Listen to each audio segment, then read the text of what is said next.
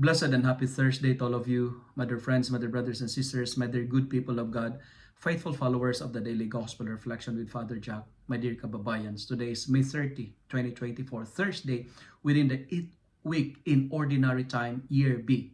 Today's Gospel is from the beautiful and the wonderful account of the Gospel of Mark, chapter 10, verses 46 to 52. My dear friends, imagine yourself as Bartimaeus, blind, and a beggar begging at the roadside. As a blind and as a beggar, you are totally dependent on others, right? You need a guide.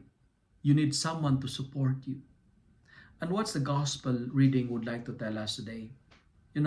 We have a God who can bring us out from darkness and can bring us to the light. We may be helpless like Bartimaeus, but not hopeless. 3 points that I would like to share with you this morning. Number 1, the life of Bartimaeus is telling us of this beautiful message. Do not focus on what you don't have. Bartimaeus is blind, but he's not deaf. He's not mute, he's not dumb. So, he don't have the sense of sight, but he heard people and he can speak. That's why when he heard Jesus is nearby, when he heard that Jesus is passing by, he saw a sign of hope. And what sign of hope? Perhaps as a beggar, he heard the stories about Jesus in the roadside, that Jesus healed the sick, casting out demons, people talking about his wonderful preaching. So, he makes use his mouth to catch the attention of Jesus. What he did? He raised his voice. He makes noise by shouting, "Jesus, Son of David, have pity on me." Like Bartimaeus, my dear friends, do something that will lead you closer to God.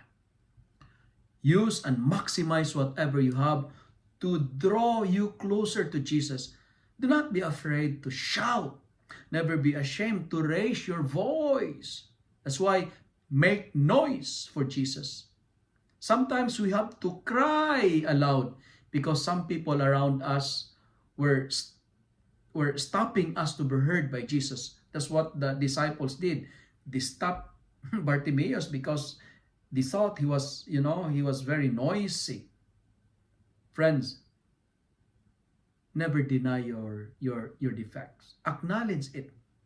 Never deny or hide your imperfections, because our pains, our defects, our weaknesses, our disability will give us the strength to survive.